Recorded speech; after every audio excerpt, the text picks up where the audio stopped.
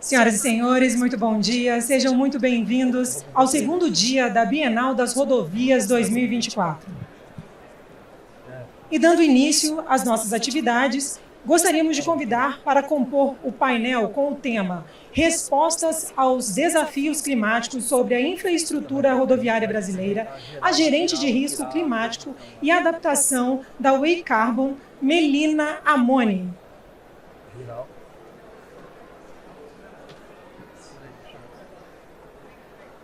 Gostaríamos de convidar o secretário de Estado da Reconstrução Gaúcha do Rio Grande do Sul, Pedro Capelupi.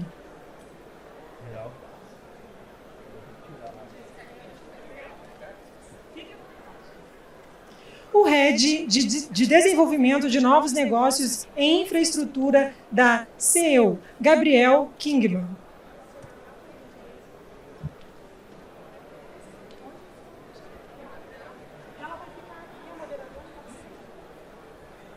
Convidamos a secretária de Meio Ambiente, Infraestrutura e Logística de São Paulo, Natália Rezende.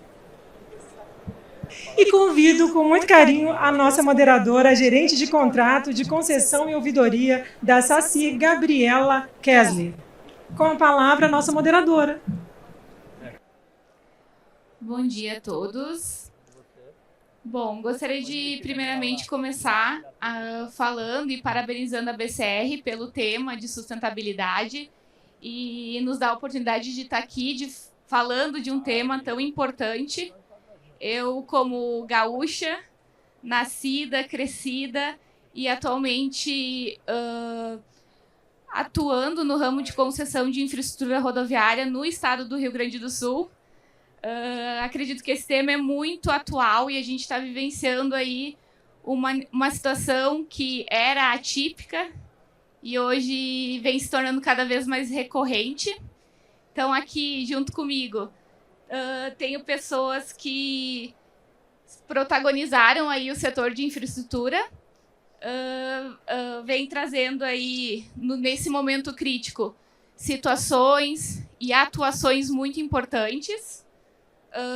Falando um pouquinho do estado do Rio Grande do Sul, né? A gente teve há 3 meses a pior tragédia da história do Rio Grande do Sul.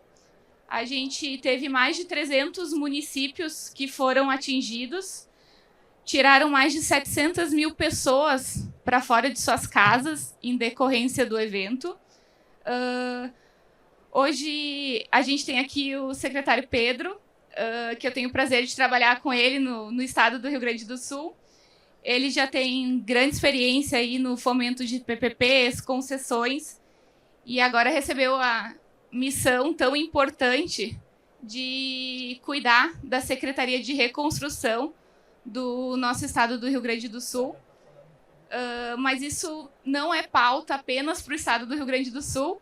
A gente tem aqui a Natália, que também passou aí no estado de São Paulo por dezenas de eventos climáticos aí que a gente vem acompanhando e trazendo um prejuízo social, econômico também para o estado de São Paulo. Então, de novo, não é uma pauta local do estado do Rio Grande do Sul, né? A gente vem aí acompanhando queimas na região central, desmoronamento na região de Santa Catarina. Enfim, a gente está aí cada vez mais expostos aos desafios climáticos. Os pesquisadores estão nos alertando, né, a todo momento que, infelizmente, esses eventos vão passar cada vez mais a incorporar o nosso dia a dia, né? E aí vem a questão da palavra do momento, resiliência climática, né? A gente está aí obras que precisam ser revistas, que devido a esses eventos extremos estão sofrendo danos e muitas vezes irrecuperáveis, né? Então, até mesmo ontem, o Marco Aurélio, numa fala, acho que uma feliz fala que ele colocou aqui no evento, foi que não faz sentido a gente construir e ter ativos aí em andamento que não irão comportar esses eventos climáticos, né? Então, Eu acho que para isso temos aqui a Melina e o Gabriel, da iniciativa privada, que eu acho muito importante a gente ter empresas capacitadas como a de vocês, nos ajudando aí as concessões do setor público nessas inovações, contribuindo aí para esse novo olhar no Brasil, né, eu digo.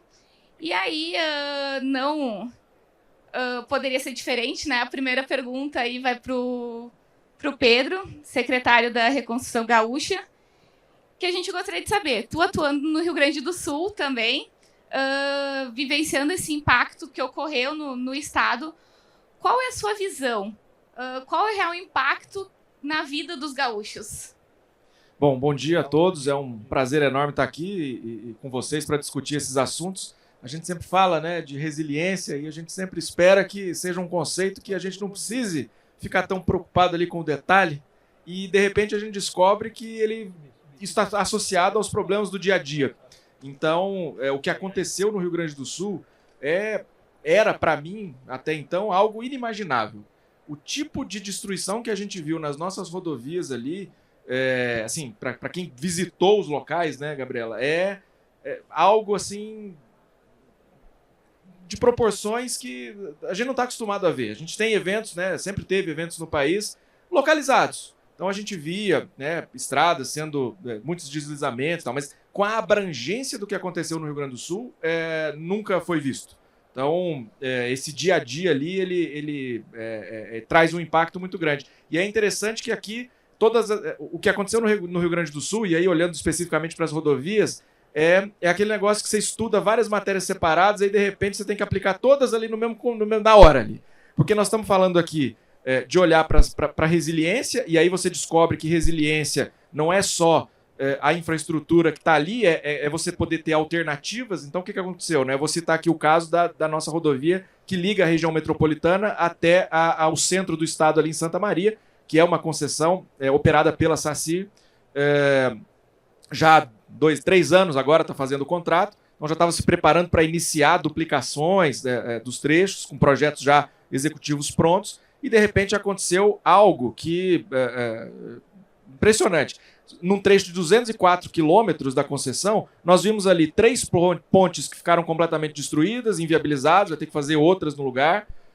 Um trecho de 5 quilômetros, o rio Taquari, aquela é uma região plana, mas a água desceu de tal forma que você teve, em alguns momentos, o rio se transformando, tendo uma largura de 10 quilômetros. Então isso destruiu, né, a rodovia de uma maneira muito grande. Então, como lidar com isso? Então nós estamos falando de recuperar de maneira diferente, de maneira que aquela infraestrutura possa suportar outros eventos.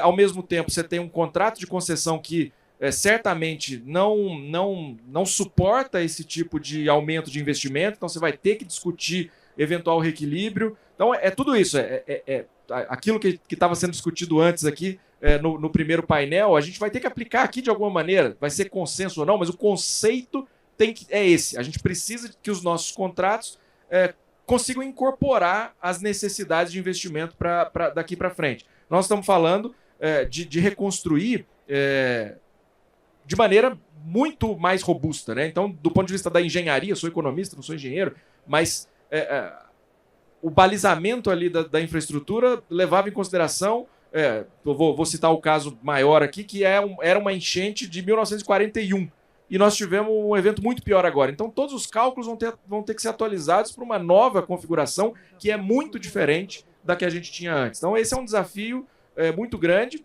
Agora, uma convicção que temos, né? Ter rodovias concedidas nas 2 áreas que foram mais impactadas ali, 2 das mais impactadas, nos possibilitou recuperar as ligações entre essas regiões num prazo muito menor do que a gente está conseguindo recuperar com as rodovias que são operadas diretamente pelo Estado. Então, esse trecho da região metropolitana até Santa Maria, em 30 dias, já estava conseguindo a ligação completa entre Santa Maria e Porto Alegre. A mesma coisa na Serra Gaúcha. Ali na região de Caxias, temos uma outra concessionária, Caminhos da Serra Gaúcha, que também fez um trabalho impressionante. Assim, foram muitos trechos rompidos, então drenagem perdida, rodovia levada inteira em alguns trechos. Em 15 dias a rodovia estava de novo restabelecida. Isso não existe com obra pública, isso não existe. Você não consegue nem pensar em fazer uma contratação se o seu contrato de conserva não conseguir recuperar. Então, o valor da concessão ele se mostrou, né, muito grande nessa tragédia. Então, resiliência também para ter resiliência, a gente precisa ter cada vez mais contratos de concessão. E aí, claro, a gente vai ter um desafio grande ali de conseguir incorporar essas necessidades novas dentro desses contratos. Saber lidar com isso, saber como que a gente vai fazer para adaptar esses contratos ao longo do tempo. Isso tem um impacto grande também, né, em termos de... Nós já temos ali no Estado uma tarifa de pedágio que está no limite. A gente não tem muito espaço, né? São rodovias estaduais que tem um VDM mais baixo do que outros lugares. O Rio Grande do Sul também é um estado que não tem uma passagem entre um lugar e outro, então nós estamos alguns falam no fim, mas no começo do Brasil. Então a gente não tem tráfego como outros estados têm. Então é um desafio também em termos de modelagem. Então estamos, né, nas nossas concessões novas, e aí temos 2 blocos em estruturação, um deles no Vale do Taquari, que é coordenado pelo BNDES, que vai precisar ser visto também sob essa ótica. A região do Vale do Taquari foi imensamente atingido também. Vamos ter que olhar para coisas muito mais robustas ali em termos de engenharia, e esse processo vai ter que ser previsto ali no contrato. Claro que não dá para você voltar atrás na modelagem que já está praticamente pronta, mas você tem que prever contratualmente soluções possíveis para poder incorporar o que precisa ser feito. Então esse é o nosso desafio, e digo nosso governo e setor também, porque é algo que ninguém sabe lidar exatamente, né? Nós não vamos abandonar a concessão, muito pelo contrário. Então a gente tem que fazer esse trabalho junto para saber o que funciona, claro, com o objetivo de atender ali as pessoas, né? A sociedade é o nosso grande foco. E para finalizar aqui, queria dizer, quando o governador pediu para eu tocar essa agenda, pensamos ali num primeiro momento em fazer uma secretaria separada só para cuidar da reconstrução, e chegamos a uma conclusão de que não dá para fazer isso. A gente precisava ter parcerias e concessões dentro dessa pauta, porque muito da solução para a reconstrução que a gente vai ter vai passar por contratos de concessão e parceria. Então, optamos por criar uma Secretaria da Reconstrução que tem, dentre as suas subsecretarias, a Subsecretaria de Parcerias e Concessões, que é um mecanismo que a gente tem que viabilizou o maior volume de investimentos que a gente vê no Brasil hoje em vários setores. Então, é dobrar a aposta no modelo que funciona, tá? Para dar conforto para a sociedade, se é que isso é possível, de que o caminho que nós estamos trilhando aqui é um caminho que deu certo. Nós não estamos inventando a roda, nós vamos pegar o conhecimento necessário para seguir trilhando essa agenda, que é uma agenda muito positiva e que tem transformado, né, o Brasil e vários estados que apostaram nesse caminho. Obrigado, secretário Pedro. De encontro com o que você falaste, eu queria direcionar ao Gabriel, porque eu acho muito importante a gente mapear situações em 3 estágios, né? Ações de curto, médio e longo prazo. E aí eu te pergunto, nas questões de curto prazo, o que as concessionárias precisam adotar, possam adotar, para reduzir esses impactos em eventuais catástrofes climáticas? Bom dia a todos. Primeiramente, eu queria agradecer à BCR pelo convite, cumprimentar aqui todos os meus colegas painelistas e também todo o público que está nos assistindo. Eu sou responsável pela área de desenvolvimento de novos negócios da CEEL. A CEEL é uma construtora que realiza obras de infraestrutura para praticamente todas as principais concessionárias do país. Eu entendo que é muito importante que as construtoras sejam vistas como um dos atores fundamentais para discutir esse tema que a gente está discutindo hoje. O nosso setor já vem assistindo uma aproximação cada vez maior entre as concessionárias e as construtoras, onde hoje nós já somos acionados pelas concessionárias como parceiros estratégicos dentro da modelagem da concessão, apoiando a elaboração do CAPEX previamente aos leilões. E com isso a gente consegue trazer anos de experiência e enormes desafios construtivos já superados para dentro da modelagem, e a gente consegue apoiar a concessionária na garantia da assertividade e execuibilidade daquele CAPEX, e muitas vezes também propondo soluções alternativas, inovadoras àquelas já pré-concebidas, aumentando a competitividade das concessionárias, inclusive nos leilões. Eu já venho tratando esse tema há algum tempo, né, em outros fóruns que eu participei, e por que eu trago novamente dentro do debate de hoje, né?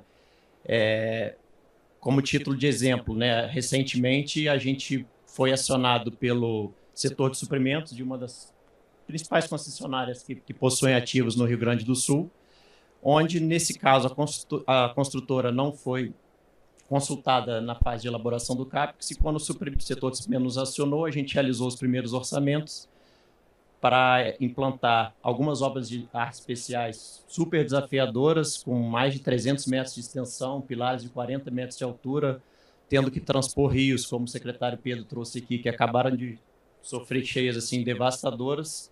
Então, essas estruturas precisam ser mais resilientes do que as que foram previstas anteriormente. E quando a gente se deparou com o custo previsto por essa concessionária na fase de elaboração do CAPEX, a gente viu que era um custo praticamente assim, inexequível até para uma simples estrutura, quiçá uma estrutura que consiga aguentar a resiliência que a gente precisa agora. Então, entendo que um debate como o que a gente vem fazendo hoje é muito importante, que a gente consiga unir todos os elos da cadeia do nosso setor, né, o setor público, privado, as agências reguladoras, concessionárias, construtoras, para a gente fazer o que o secretário Pedro colocou, que a gente consiga fazer uma grande atualização de critérios de projeto que incorporem esses novos fatores climáticos dentro dos nossos novos projetos, passando desde a altura dos tabuleiros das novas pontes e viadutos, sistemas construtivos mais resilientes, dimensionamento de novos sistemas de drenagem, fator de segurança dos taludes, porque eu enxergo que essa é a única forma da gente conseguir fazer materialização disso tudo dentro dos novos projetos de concessão. A gente assistiu recentemente uma portaria publicada pelo Ministério dos Transportes muito interessante, em que ela sugere que nos novos projetos de concessão seja separado 1% da receita bruta para projetos que visem aumentar a resiliência da infraestrutura.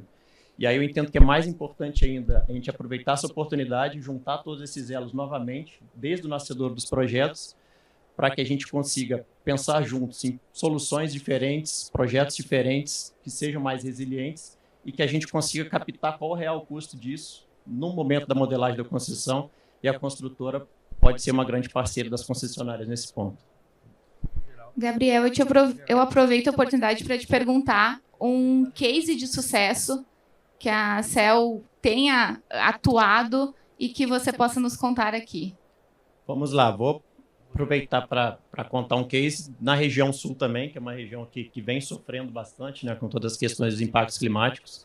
A minha empresa CEL, que é uma construtora, a gente realizou diversas obras para a concessionária Artérios no ano de 2018, numa região chamada Serra do Espigão, na BR-116, que era um trecho rodoviário que convivia por dezenas de dias paralisados por ano, em virtude de deslizamento de massa e blocos. Então, a concessionária, em caráter preditivo, nos contratou para executar diversas obras de contenção e, praticamente, desde que a gente concluiu essas obras, já fazem aí mais de 6 anos, não houve praticamente qualquer tipo de interrupção da pista. E o que é muito importante disso, né? A concessionária atuou de forma preditiva, mas essas obras também não estavam previstas na fase de modelagem do CAPEX, lá no PER. Então, a concessionária busca, até hoje, um consenso junto aos órgãos reguladores para rever parte desse investimento que ela fez. E o que eu enxergo disso tudo? Nesse projeto mostra de forma muito clara como ações preditivas aumentam a resiliência da nossa infraestrutura, e se a gente conseguir fazer com que eles sejam previstos desde os nascedores dos projetos na modelagem do CAPEX, a gente consegue replicá-los em larga escala e fazer um grande aumento da resiliência da nossa infraestrutura. Obrigada, Gabriel. Colocando em pauta o que você acabou de trazer, eu acho importante a gente perguntar para a Melina quais os instrumentos, quais estudos que a gente pode possuir para munir tanto os órgãos públicos quanto os privados para o endereçamento dessas questões de eventos climáticos. Legal, Gabriel. Primeiro, agradecer a BCR pelo convite, cumprimentar os meus colegas aqui de painel. Então, Gabriel, Pedro, Natália, um prazer estar aqui com vocês. Eu sou gerente de riscos climáticos na Weicarb. A Weicarb é uma empresa de consultoria líder, referência no mercado quando a pauta, né, o assunto é mudança do clima. E só dando um contexto, né, antes de entrar diretamente aí na questão, na pergunta, Para a gente que já trabalha com isso há um bom tempo, tem 10 anos que eu trabalho com questões de riscos climáticos, uma hora ou outra, tudo que aconteceu, infelizmente, no Rio Grande do Sul, iria acontecer, né? Infelizmente, os modelos eles já previam esse excesso de precipitação, porém com uma visão mais de longo prazo até 2030. Esses modelos, a ciência ela ainda está se ajustando, calibrando para que a gente tenha informações cada vez mais precisas, né? E inevitavelmente e tristemente, né, esse não é o último caso que vai acontecer no Brasil e tampouco foi o primeiro. Né? A gente tem outros eventos que aconteceram no Brasil e eventualmente vai acontecer amanhã, depois de amanhã, daqui um mês, um ano, se nada for feito. E a gente também, infelizmente, vê que as ações elas estão acontecendo num ritmo muito mais lento do que é necessário, né? A gente tem aqui algumas informações em relação ao nível de aquecimento do planeta. A gente já está seguindo para um ano que vai bater recorde de aumento de temperatura. 2023 foi o ano mais quente da história quando a gente compara aos períodos pré-históricos. Então, a gente já está, ano passado, né, a gente atingiu 1,47 graus acima da média histórica. Lembrando que a gente tem um limite seguro aí dado pelo Acordo de Paris, que é um acordo global que limita o aquecimento em um limiar que é seguro para que a gente não entre no que a gente chama de ponto de inflexão ou no tip point, né? Que as consequências elas são catastróficas e irreversíveis. E esse limite de 1,5 a gente atingiu já ano passado quase esse 1,5 e os modelos eles indicam que até 2030 a gente vai superar os modelos climáticos, né? Até 2030 a gente supera esse limite aí de 1,5 grau.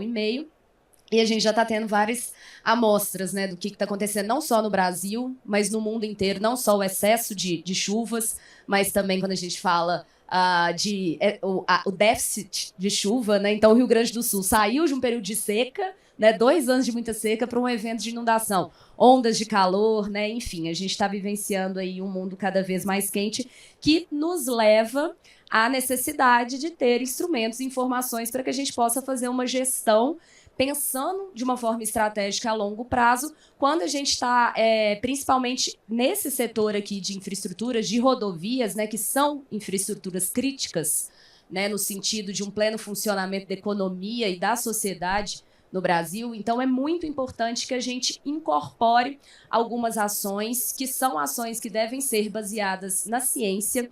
Eu brinco que a gente não tem dados observados do futuro. Então, usar os dados e os modelos climáticos que a gente tem disponível hoje para a gente trabalhar em modelos preditivos, para traduzir os cenários de clima para impactos financeiros é extremamente fundamental.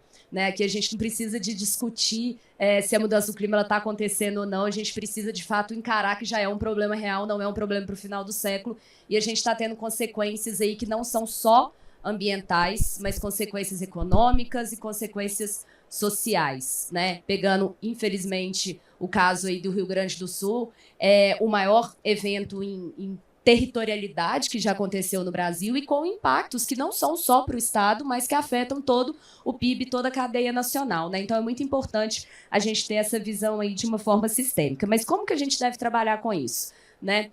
Eu acho que assim, um ponto fundamental é a gente conhecer o nosso risco, conhecer o risco da infraestrutura, né? Trabalhar com um diagnóstico, com as especificidades das empresas, né? com as características de operação e de gestão de cada empresa, a partir de cenários, a partir de modelagens, trazendo essa tradução, se esse impacto ele vai ser no CAPEX, no OPEX, no EBITDA, né? Ter todas essas informações para auxiliar uma tomada de decisão que ela seja mais assertiva. Né, assertiva e incorporada dentro da estratégia de negócio da empresa. Então, isso é fundamental, esse primeiro passo da gente conhecer quais são, de fato, os nossos riscos e as nossas especificidades a partir de modelos climáticos.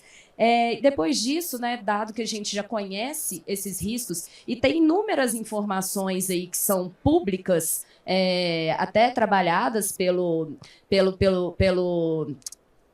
ministérios, né, dentro da plataforma Adapta Brasil,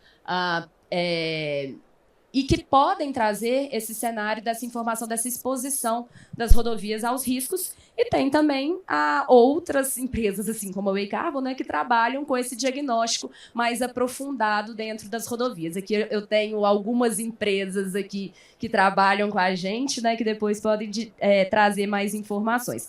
Mas dado esse passo de conhecer o risco, a gente precisa de pensar na ação. Né? Então, tem que ter um planejamento de gestão, um acompanhamento, um monitoramento, uma revisão dessas ações, desses planos. Isso deve ser uma agenda da liderança, isso não é uma agenda da sustentabilidade dentro das empresas, é uma agenda que é estratégica, que deve ser trazida dentro dos conselhos, dos comitês, do C-level das empresas e ter, de fato, essa gestão ao risco, considerando aí informações para tomada de decisão que devem ser implementadas, né, de forma mais assertiva. E aí, só para finalizar, outra informação que eu acho que é importante que as empresas precisam de ter, e olhando nessa questão público-privada, trabalhar cada vez mais com as informações para as empresas de seguro, né? Ou junto com as empresas de seguro. Então, trabalhar com seguros preditivos seguros paramétricos, desculpa, que consideram esses eventos de maior catástrofe, né, consideram eventos mais extremos, trazer isso para discussão com o órgão regulador também. Então, como o Pedro colocou aqui, revisitar quais são as normas, quais são os parâmetros que são considerados, quais são os limiares que são considerados. O dado passado do clima, ele não explica mais o dado futuro, então a gente, mais uma vez, precisa de trabalhar com esses cenários, né, para que a gente desenvolva rodovias que sejam resilientes, não só para a empresa, mas também que beneficie a sociedade como um todo. Obrigada, Melina. Tratando um pouquinho mais dessa questão de políticas públicas, eu direciono agora minha pergunta para a Natália. A gente já falou um pouquinho do Rio Grande do Sul, o Gabriel trouxe exemplos aqui de Santa Catarina, e a gente vem acompanhando também essas atividades no governo do estado aqui de São Paulo, né? E fazendo um trabalho brilhante. Então, eu queria saber quais são as medidas, e na sua secretaria, para o estado, para que ele já vem implementando ou vise implementar, para a gente mitigar esses riscos. Bom dia, muito obrigada, Gabriela. Em seu nome, eu vou cumprimentar todo mundo aqui que está no nosso painel, que está nos acompanhando. A satisfação muito grande estar aqui hoje. Eu agradecer em nome do Marco Aurélio, né, todo o evento, a organização. É sempre uma felicidade ver tantos rostinhos aqui conhecidos e que tem uma expertise muito grande para a gente discutir temas que são tão caros para o estado de São Paulo e para o Brasil.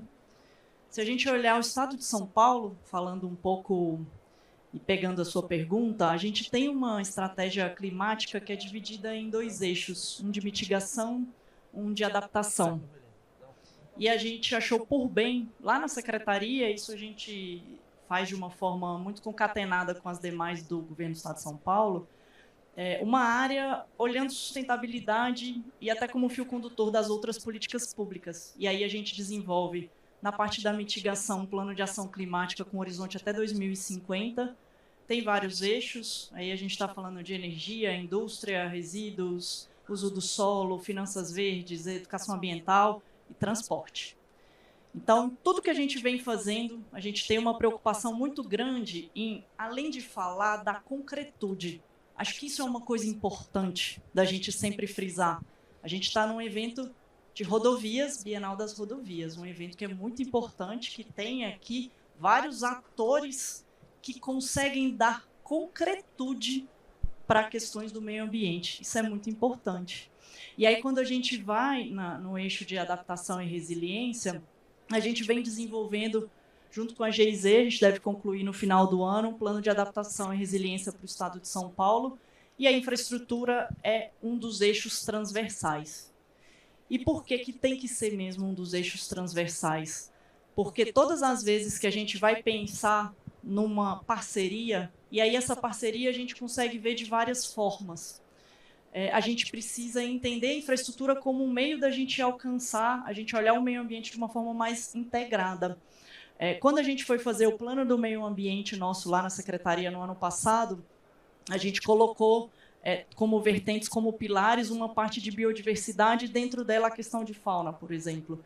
E aí, dentro da parte de fauna, o que é importante a gente olhar, que já foi discutido aqui também na Bienal, a questão das passagens, de fazer cerca, da gente conseguir, por exemplo, onde a gente estava tendo muito atropelamento de onça na SP-613, ter 50 quilômetros de cerca de um lado e de outro, para a gente ter um melhor direcionamento, para a gente conseguir também trazer os municípios. O Estado de São Paulo tem 645 municípios. A gente tem feito capacitações do zoneamento ecológico econômico, já passamos de 150, para que nos planos diretores esses municípios também consigam incorporar essa lógica de resiliência de uma forma concreta. E isso impacta nas nossas rodovias, isso impacta na nossa infraestrutura de forma geral. A gente tem um monitoramento de mais de 12 mil quilômetros ali da nossa malha em relação a essa questão de biodiversidade.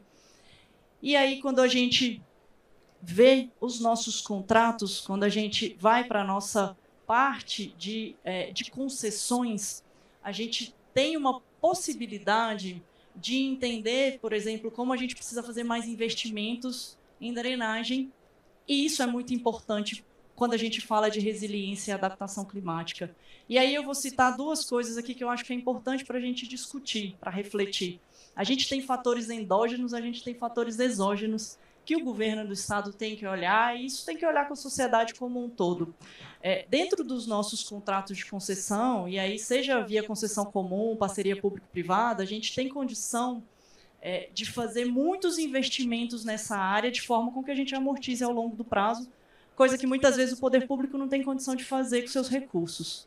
Então, quando a gente olha, por exemplo, o desastre que a gente passou também em São Sebastião no ano passado, 683 milímetros em 24 horas de chuva. É muito também, a gente teve ali uma mobilização muito forte. Conseguimos, via DR, fazer uma liberação na Mogi Bertioga, que é a SP-098, em 15 dias. Também foi muito rápido. A gente contou também com o auxílio de muitas concessionárias que estavam ali. Então, foi um esforço conjunto mesmo para a gente ter um direito de ir e vir ali, uma mobilidade, uma segurança das pessoas, tanto na Mogi quanto na SP-055, que é a Rio Santos. Em 5 dias a gente fez uma liberação também para as pessoas que estavam isoladas. E isso, o que a gente entendeu, olhando bem na linha do que foi falado aqui, no curto, médio e longo prazo, que é como a gente faz o planejamento no nosso Estado. No curtíssimo prazo a gente agiu, a gente fez de imediato, a gente conseguiu fazer todas as liberações necessárias. Agora a gente teve a concessão, uma PPP, uma concessão patrocinada do lote litoral, 088, 98, uma parte da Rio Santos. Por quê? Porque todos os anos a gente tem deslizamentos. Seja no quilômetro 79, que foi o caso, esse ano foi no 82, já teve no 89. Então a gente precisa se preparar olhando o longo prazo. E dentro de um contrato de concessão eu consigo ter mais investimentos para eu fazer isso. E isso foi previsto. E isso olhando a drenagem. E aí, falando muito de grosso modo, a gente tem a micro e a macro aqui. O que a gente percebeu no quilômetro que não estava dentro da lote litoral, que o leilão já foi feito?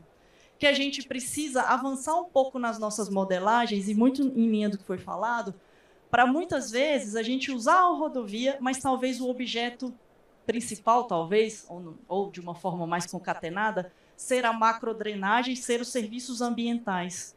E aí, em 135 quilômetros, pegando ali do Balão da Tamoios até o quilômetro 211, onde a gente já fez a lote litoral, a gente está estudando junto com o IFC para a gente ter uma PPP, uma parceria público-privada, modalidade patrocinada.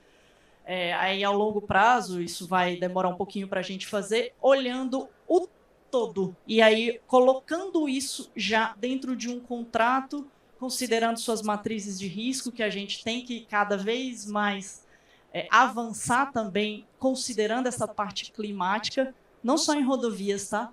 Quando a gente fez agora o contrato de concessão da Sabesp, a gente acrescentou um tópico de segurança hídrica na matriz de risco, de índice de segurança, olhando questão de escassez. No estado de São Paulo, a gente tem partes que a gente está tendo enchente. Eu tenho outros municípios que estão com 20% de abastecimento. E isso é o exógeno que eu estava falando, porque aí o Estado também tem que se empenhar para poder olhar a macrodrenagem nos seus rios para mitigar ou diminuir o efeito nas próprias rodovias.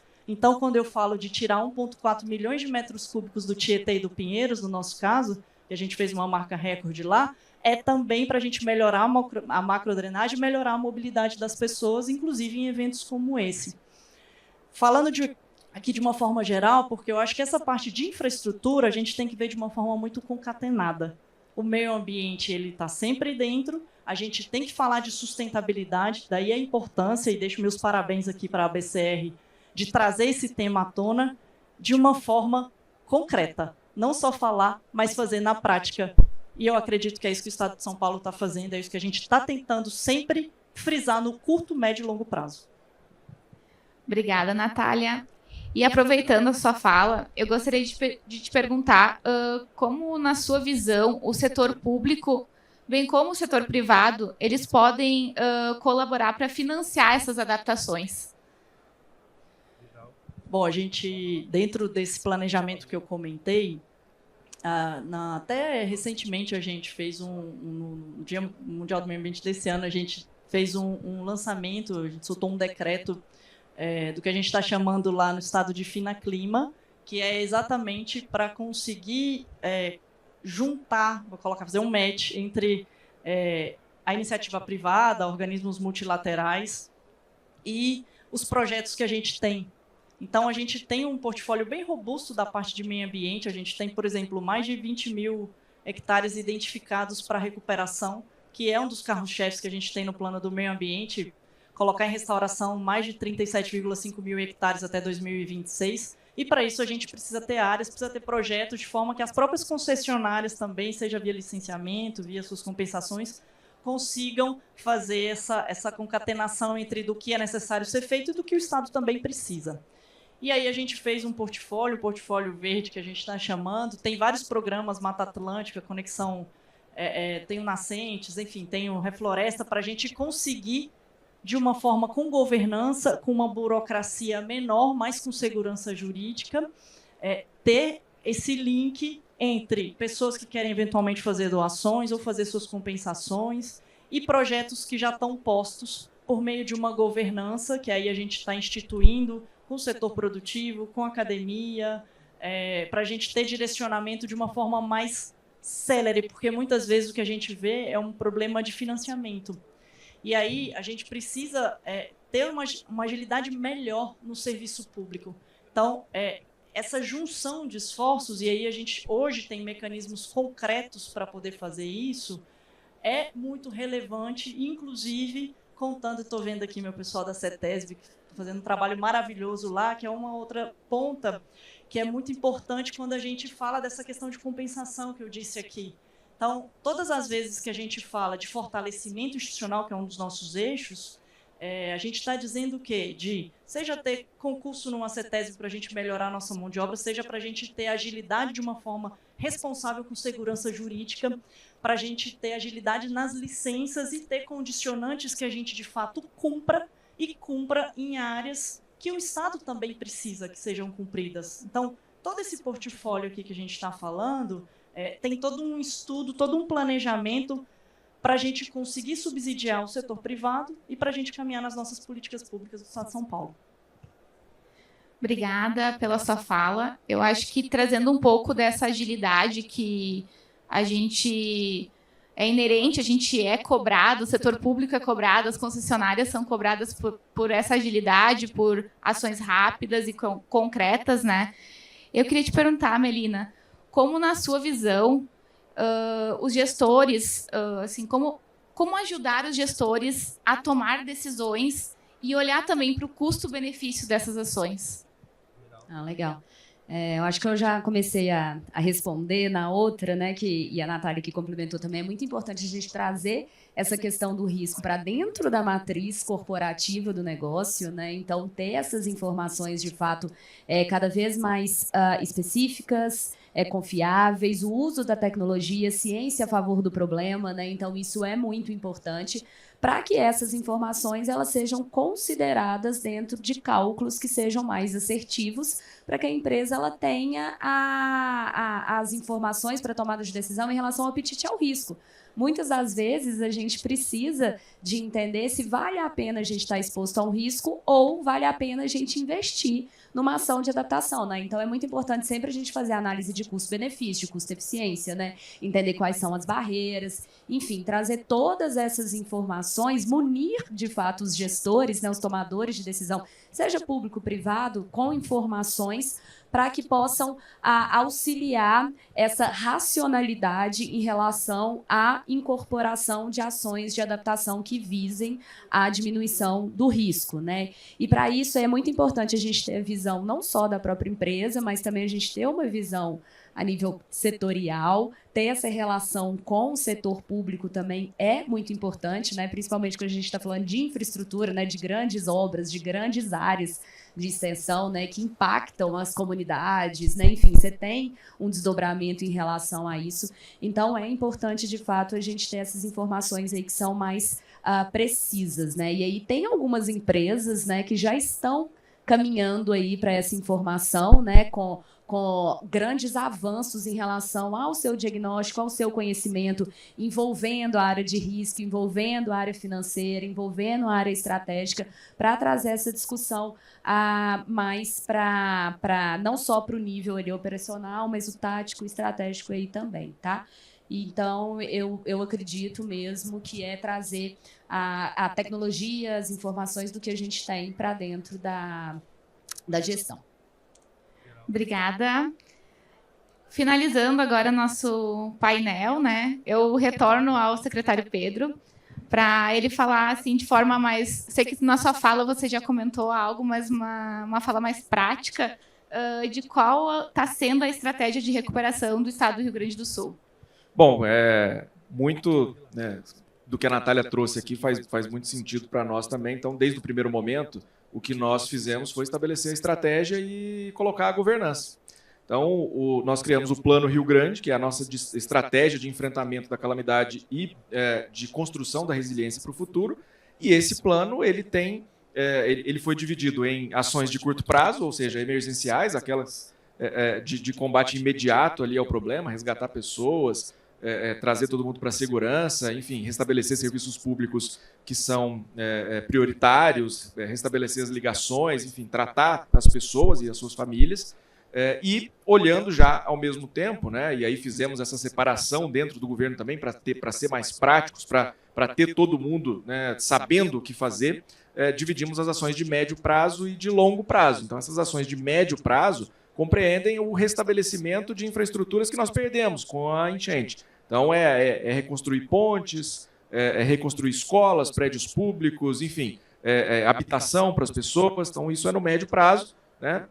Mas também precisávamos ter a perspectiva de longo prazo, ou seja, a construção do Rio Grande do Sul do futuro. É olhar para a resiliência, é olhar de maneira integrada tudo que tem que ser feito. E aí trazendo, de novo, toda essa relação com o meio ambiente, como é que nós vamos falar de todas as infraestruturas, como é que o Estado, como é que as pessoas vão ter que fazer essa interpretação e trabalhar junto com a natureza, observando todas as questões científicas. Então, criamos o Plano Rio Grande, implementamos uma governança que tem uma participação, claro, da gestão direta, né, do governador do Estado, com os secretários, mas tem uma participação da sociedade por meio de um conselho desse plano, que tem câmaras temáticas, ou seja, está todo mundo participando ali para poder trazer as dores, as agonias, os problemas que cada um enfrenta no seu dia a dia, e também criamos um comitê científico de adaptação e resiliência. E ali nós temos representantes de diversas universidades, de diversas áreas, para a gente poder debater, mas debater de maneira prática tudo aquilo que a gente tem que fazer. Não né, a gente vê muita gente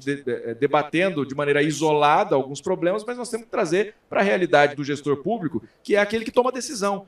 Nós temos que colocar tudo, né, junto para poder tomar uma decisão.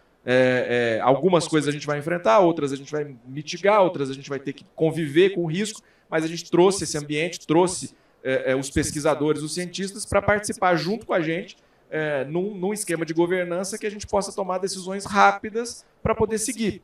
O grande desafio que nós temos, a gente está aqui falando, né, de adaptação, de resiliência, mas veja, claro, a gente precisa melhorar as nossas rodovias, a gente tem que ter obras mais robustas, mas ao mesmo tempo, e os recursos são escassos, né? Ao mesmo tempo, eu tenho uma série de rodovias que não são nem pavimentadas e que hoje, nos eventos, não possibilitaram, por exemplo, rotas alternativas quando perdemos grandes ligações.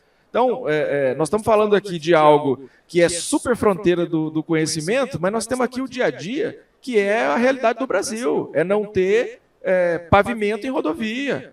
É difícil fazer isso, né? Porque o recurso é o mesmo. Então nós estamos olhando aqui para fazer uma ponte muito melhor e tal, e eu não tenho rodovia pavimentada.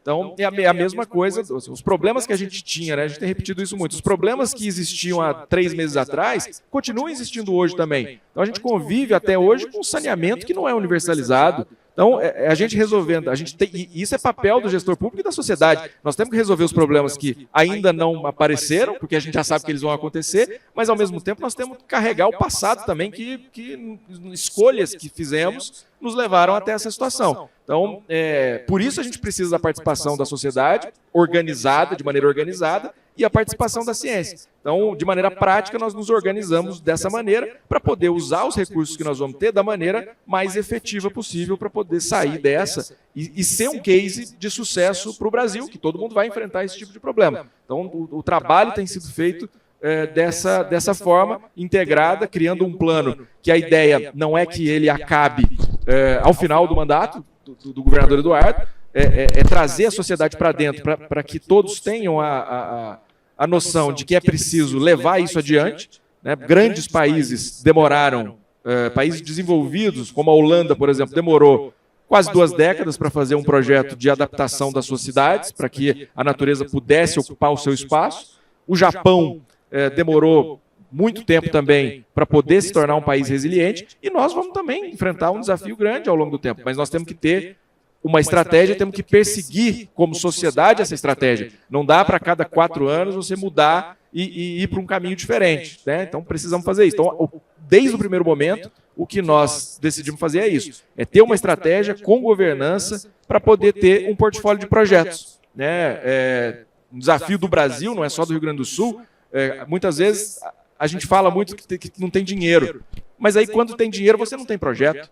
Então, a ideia do Plano Rio Grande é isso, fomentar também projetos para que a gente tenha na prateleira todas as coisas que precisam ser feitas. E aí, com base nos recursos, aí a gente vai buscar fontes de financiamento.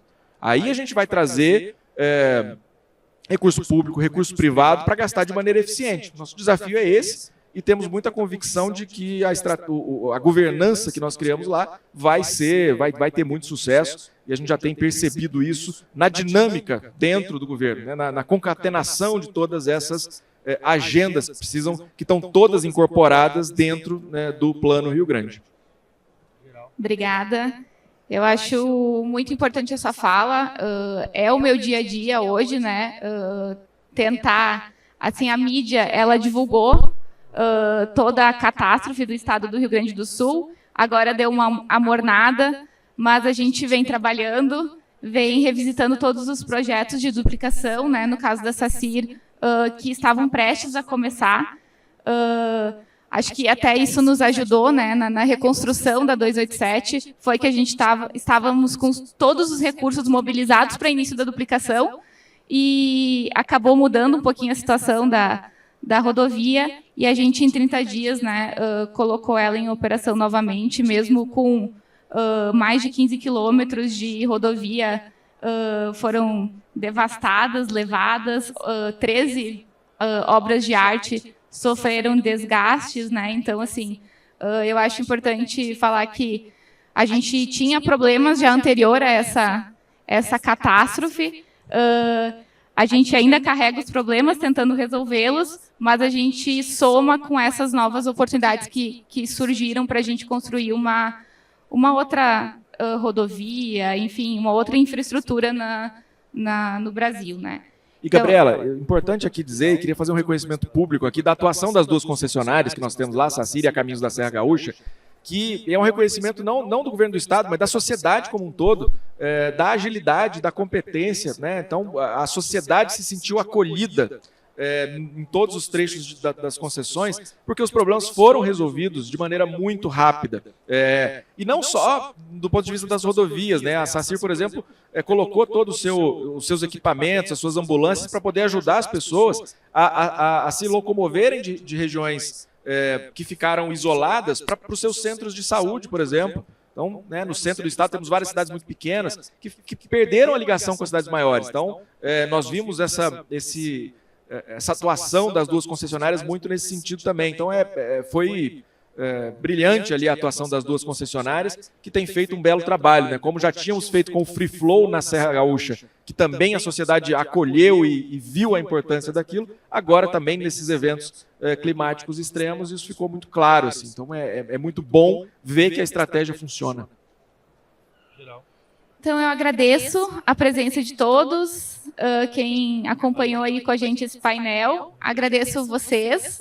Acho que esse assunto a gente vai vir em várias bienais discutindo e trazendo atualizações. Eu acho que ele não cessa agora. E eu acho que quem trabalha nesse ramo de infraestrutura está com sede de ver esses novos horizontes e essas novas ações que estão por vir e são necessárias, né? Então, obrigado.